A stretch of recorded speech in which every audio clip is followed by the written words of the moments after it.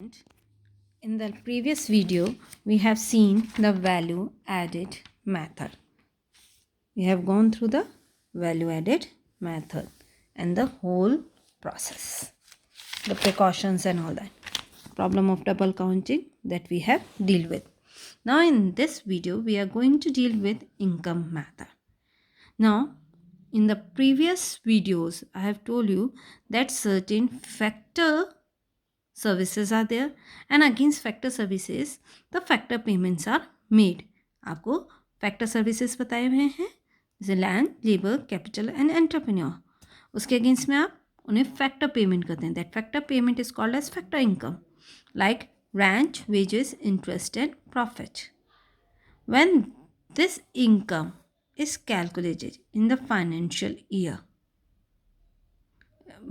which is earned by the normal resident, the resident of the country, and that is called as income method. So we can see national income is the estimation of the total of factor income generated by the normal resident of the country during an accounting year. Accounting year means financial year, that is from April to the March. Now when we see, so first what we have to do, what are the factors you have seen? First, employed factors are land, labor, capital and entrepreneur. Income generated is rent, wages, interest and profit, and according to that, when we get that, we are going to see the domestic income. Net domestic product at factor cost. Domestic income means net domestic product at factor cost. So how we are going to see the net domestic product at factor cost? What we are going to do? We are going to total the factor income. Factor income means rent, wages, interest and profit together within the domestic boundary of a country during a financial year. वही definition वाली चीज़ वापस आ गई कि आपने जितना भी factor income करा है उन फैक्टर इनकम को टोटल कर दीजिए जो हमारी नेशनल बाउंड्री में प्रोड्यूस हुए हैं एक फाइनेंशियल ईयर में, that is from April to the March. यानी आपके पास है कि इनकम मेथड में फैक्टर इनकम आपको देखनी है. अब इसको 3 पार्ट्स में डिवाइड कर दिया गया है. फैक्टर इनकम को 3 पार्ट्स में. That is compensation of employees. You know employees को हम क्या देते हैं? सैलरी देते हैं, वेजेस देते हैं, तो उसे हम कहेंगे compensation of employees. Operating surplus है, आप काम कर रहे हैं तो आपका सरप्लस जनरेट होगा ही होगा. तो कौन सा सरप्लस है वो? And third one is the mix income. हम 3 फैक्टर्स देखेंगे, compensation of employees, operating surplus and mix income. अब सबसे पहले हम देखते हैं compensation of employees. Now, you know that while doing a production, the employees are working. जब हम प्रोडक्शन कर रहे हैं तो एम्प्लॉयज़ क्या कर रहे हैं? वर्क कर रहे हैं. When they are working, you have to make the payment to them. आप उनको कुछ ना कुछ पेमेंट्स करेंगे, चाहे वो कैश में हो सकता है, चाहे वो काइंड में हो सकता है, या सोशल सिक्योरिटी बेनिफिट्स है जैसे कि पेंशन वगैरह आपने उनको दे दी, पेंशन्स दे दी, ग्रेजुटीज़ दे दी. Pension and gratuities social security benefits आ गए. कैश आपको मालूम ही है, सैलरी वेजेस क्या होते हैं? कैश में आ गए. और काइंड में भी उन्होंने आपने प्रोडक्ट में से कुछ हिस्सा उनको दे दिया. तो these are together the elements of COE, that is compensation of employees. पहला क्या आ गया?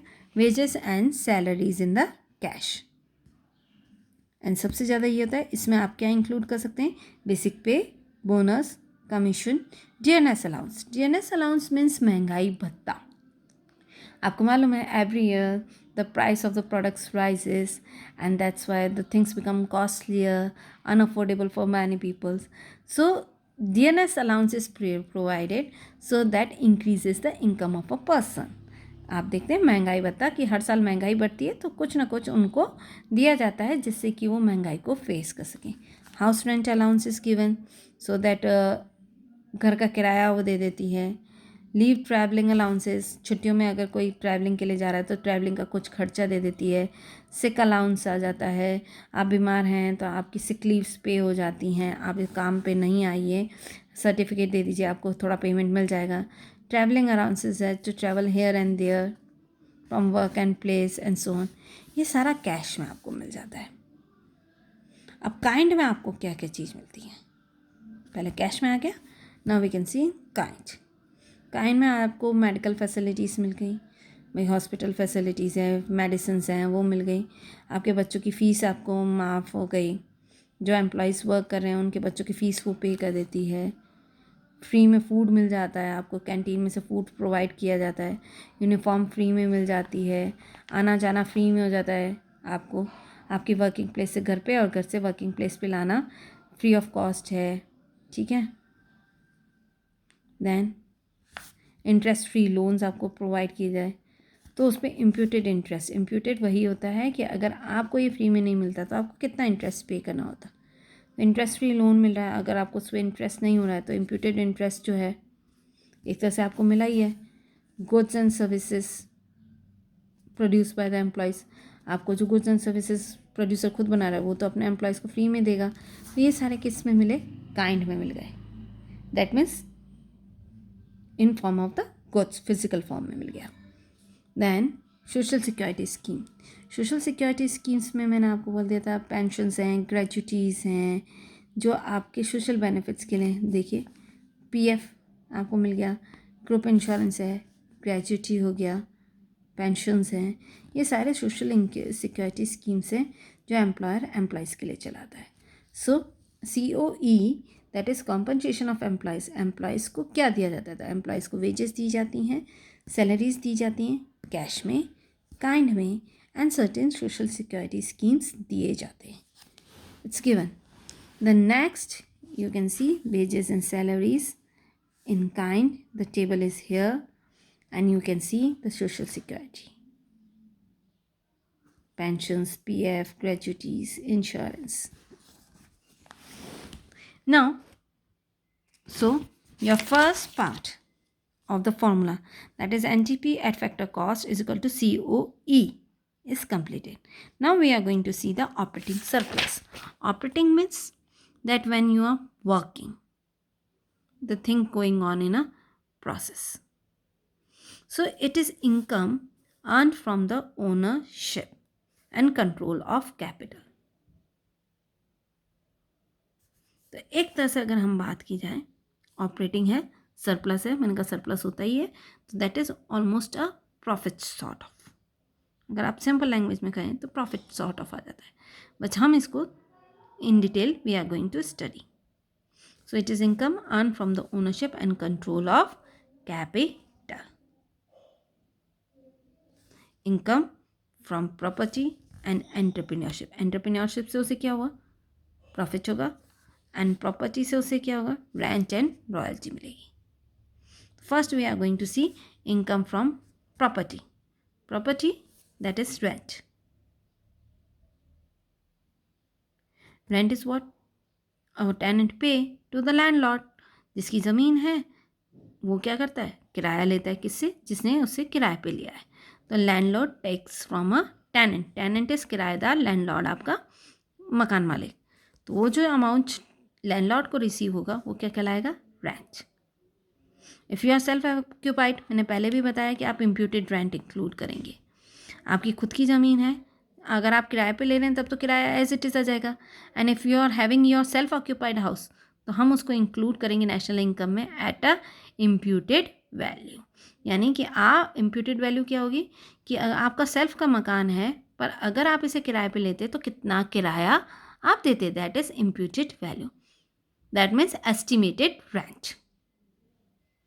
Now next is royalty. Royalty is just like a fee which you give for using the various things or various assets of an entrepreneur. Like you are taking a patent of something, some company, or you are using a copyright of some company, or using a trademark of some company, you have to pay the royalty to them. Like Coca-Cola. Coca-Cola is not an Indian company. If you are using the copyright, or if you are using the trademark, you are using the patent of the Coca-Cola company, you have to pay royalty to them. So landlord give the goods, give the license or anything to someone else to use his assets. Example, coal, iron, natural gas. Anyone can use it, and if anyone is using, he's going to pay the royalty. आपकी दुकान है, आपने उसको lease पे दे दिया. Lease पे मतलब कुछ समय के लिए किराए पे दे दिया. उसके अगेंस्ट में आपको क्या मिलेगा? रॉयल्टी मिल सकती है. आपके पास माइंस है, आपने माइंस किसी और को दे दी लीज पे, वो आपको क्या पे करेगा? Royalty. So royalty is basically a fee use for paying for the assets. आप जो एसेट्स दे रहे हो उसके अगेंस्ट में जो आपको फी मिलती है, that is called as royalty. Asset दूसरा यूज करेगा. Like suppose I am having a house, sorry, I am having a mine. I have given a mine on a lease to B. मैं A हूँ, मैंने B को lease पे अपनी mines use करने के लिए दी. वो मुझे क्या देगा? किराया देगा, क्योंकि मैं उसके माइन को यूज़ कर रही हूँ. पर मैं उस किराए को हम क्या कहेंगे? रेंट ना कह के हम उसे कहेंगे royalty. The next is interest. The amount payable to the owner of financial assets. ठीक है, आप क्या कहते हैं? किसी का एसेट यूज़ कर रहे हैं और उस पर आप कोई फाइनेंशियल एसेट यूज़ करें. अब यहाँ पे तो आपने माइंस वगैरह एसेट्स आपने कह दिए थे, फिजिकल एसेट्स यहाँ ले लेते. यहाँ पे हम लेंगे फाइनेंशियल एसेट्स.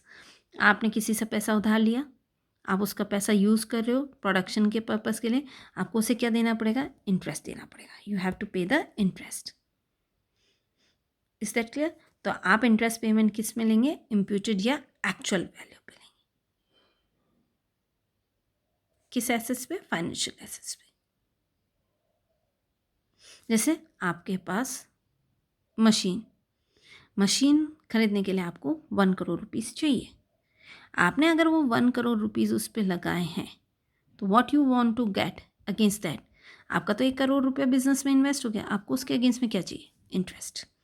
कि भाई अगर मैं ये पैसा बैंक में जमा कराता तो मुझे क्या मिलता? इंटरेस्ट मिलता. मैंने मशीन में लगा दिया, तो मुझे इस पैसे को क्या होना चाहिए? मल्टीप्लाई होना चाहिए. मुझे क्या मिलना चाहिए? इंटरेस्ट मिलना चाहिए. तो ये फाइनेंशियल एसेट्स है. तो क्या होगा? इंटरेस्ट पेमेंट होना चाहिए. किस वैल्यू पे होना चाहिए? इम्प्यूटेड या एक्चुअल वैल्यू पे. नेक्स्ट टर्म इज, तो आपका ऑपरेटिंग सरप्लस का इनकम फ्रॉम प्रॉपर्टी हो गया. Now we are going to deal with income from entrepreneurship.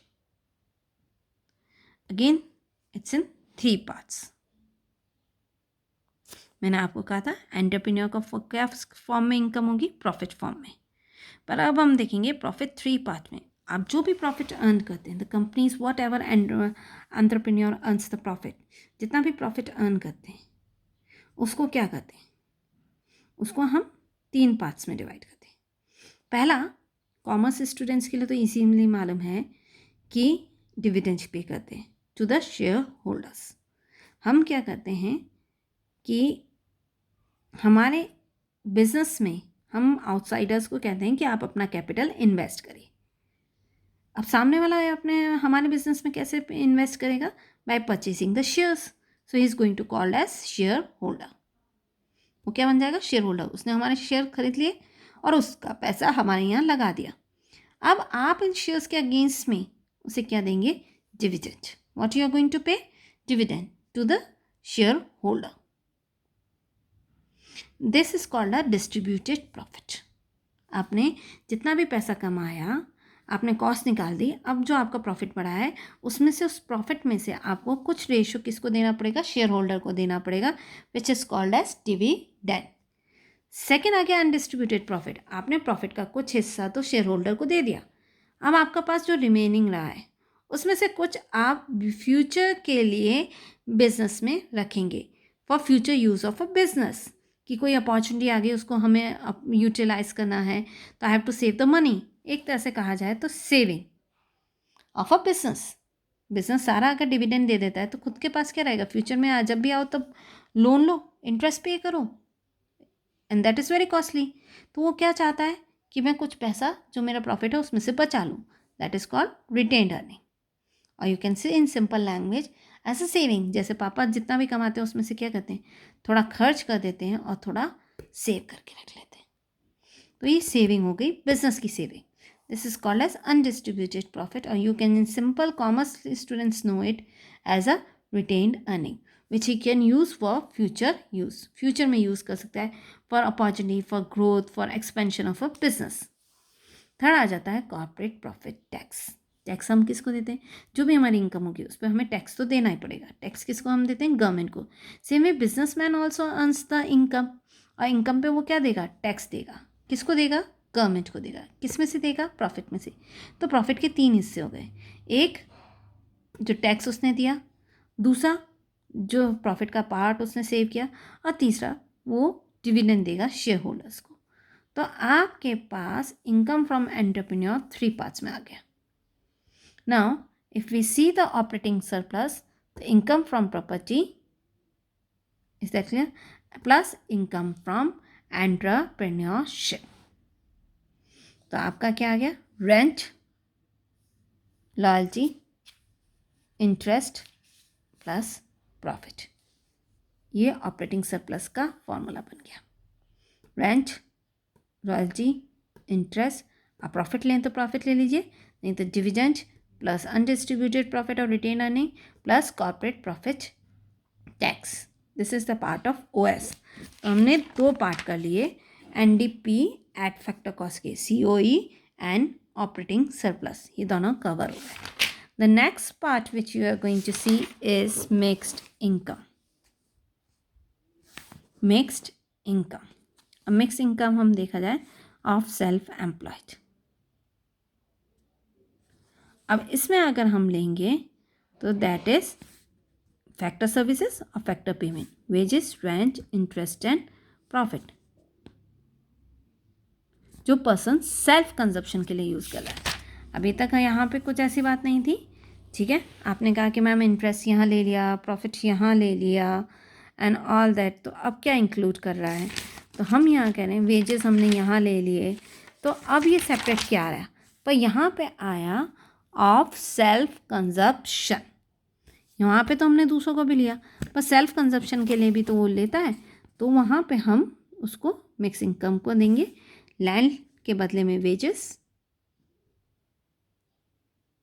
Sorry, land के बदले में रेंट, लेबर के बदले में वेजेस, कैपिटल के बदले में इंटरेस्ट एंड एंटरप्रेन्योर के अगेंस्ट में प्रॉफिट, ठीक है। तो ये आ गया मिक्स इनकम।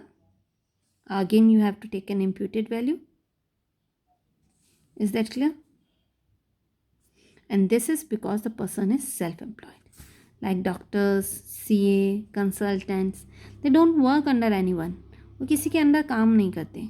अब जब काम नहीं करते किसी के अंदर में, खुद के अपना वो है, तो इनकी इनकम कहाँ लें हम, तो हम इनको लेते हैं mix income of self employed, mix income of self employed, जो पर्सन खुद एम्प्लॉयड है।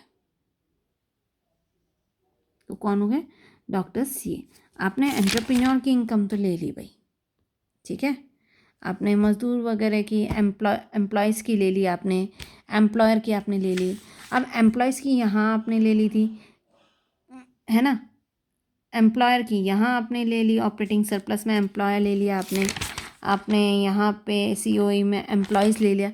एम्प्लॉयर है ना, एम्प्लॉय तो हो गए, पर जो पर्सन खुद एम्प्लॉयड है, ना तो वो एम्प्लॉय है ना वो एम्प्लॉयर है, तो उसे कहाँ लेंगे, उसे हम लेंगे mix income of self employed. और जब हम इन तीनों को ऐड कर देंगे, that is compensation of employees plus operating surplus plus mix income of self employed, तो आपका क्या आ गया, एनडीपी एट फैक्टर कॉस्ट आ गया। अब हम एनडीपी एट फैक्टर कॉस्ट से हम कहाँ जाएंगे, एनएनपी एट फैक्टर कॉस्ट। तो देखिए फर्स्ट एन और फर्स्ट एन मैंने आपको बोला था सेम है, तो नेट नेट सेम है, तो आपको कुछ नहीं करना है। डी से हम एन की तरफ जा रहे हैं, तो डी से एन की तरफ जाते हैं, तब हम क्या करते हैं, plus net factor income from abroad, ये हम प्रीवियस चैप्टर में कर चुके हैं। तो आपका एनएनपी कैसे निकलेगा, NDP at factor cost plus net factor income from abroad. और एनडीपी एट फैक्टर कॉस्ट कैसे निकलेगा? COE plus operating surplus plus mixed income. This is the second formula for calculating NDP at factor cost.